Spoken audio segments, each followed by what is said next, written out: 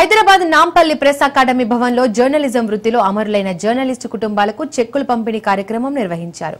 ఈ కార్యక్రమంలో మంత్రి సీతక్క, సమాచార పౌర సంబంధాల శాఖ special commissioner Priyanka, press academy chairman Srinivas Reddy పాల్గొన్నారు. ఇటీవల మరణించిన 18 మంది జర్నలిస్టు కుటుంబ సభ్యులకు ₹1,00,000 చొప్పున చెక్కులను పంపిణీ చేశారు. తెలంగాణ ఉద్యమ వ్యాప్తికి జర్నలిస్టులు విశేషంగా కృషి చేశారని మంత్రి సీతక్క అన్నారు. ప్రజలకు, ప్రభుత్వానికి వారధిగా జర్నలిస్టులు పనిచేస్తారని అన్నారు. మరణించిన జర్నలిస్టుల కుటుంబాలకు ప్రజాప్రభుత్వం అండగా ఉంటుందన్నారు.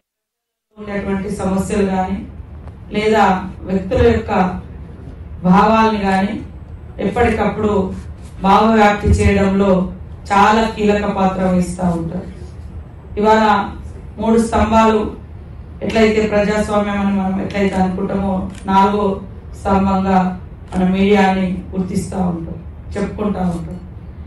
మన కళ్ళ ముందు మనం చూస్తే తెలంగాణ ఉద్యమ వ్యాప్తిలో తెలంగాణ ప్రజల యొక్క ఆకాంక్షను, ఆ భావాన్ని వ్యాపింప చేయడంలో జర్నలిస్టులు యాజమాన్యం అటు ఇటు ఉన్న ప్రాంత హక్కుల కోసం భావవ్యాప్తి చేసి భావాన్ని పెద్ద ఎత్తున ముందుకు తీసుకురావచ్చిన దాంట్లో జర్నలిస్టులు ప్రముఖ పాత్ర పోషించడం జరిగింది.